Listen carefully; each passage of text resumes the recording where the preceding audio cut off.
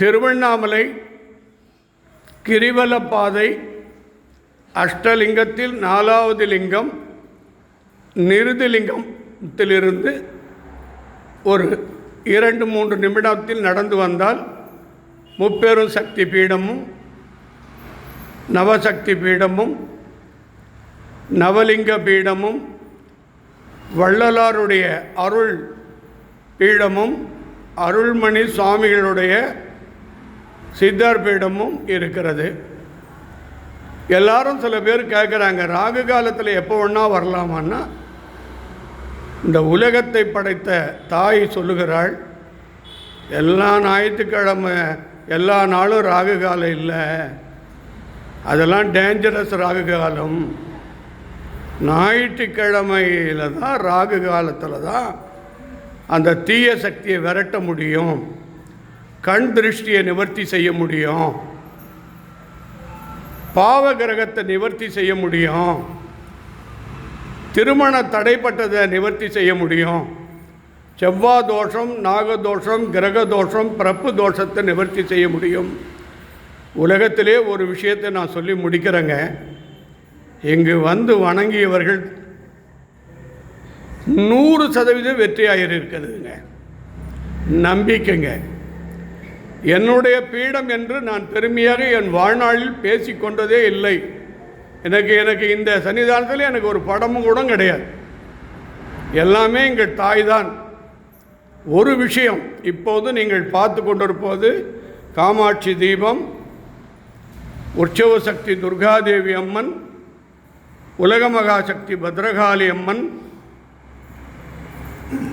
அற்புதமான சக்தி மகாலட்சுமி, அஷ்டபுஜ துர்காதேவி, 3 சக்திகள் ஒன்று சேர்ந்து இருக்கிற இடம். அங்காள பரமேஸ்வரி, இது துர்காதேவி அம்மன், இது பெரிய குத்துவிளக்கு மகாதீபம், இது மகாமேரு பெருமாளுடைய அம்சம், பெருமாளுடைய தைரியலட்சுமி மகாலட்சுமி. ஆக முப்பெரும் சக்திகளும் ஒன்று சேர்ந்து இருக்கிற இடம் உலகத்தில் திருவண்ணாமலை கிரிவலப்பாதை நவலிங்க நவசக்தி வள்ளலார் பீடம். பெரும்பாலும் இந்த உலகத்தில் வாழக்கூடியவர்களெல்லாம் இப்பொழுது உயிருக்கு பாதுகாப்பு இல்லை.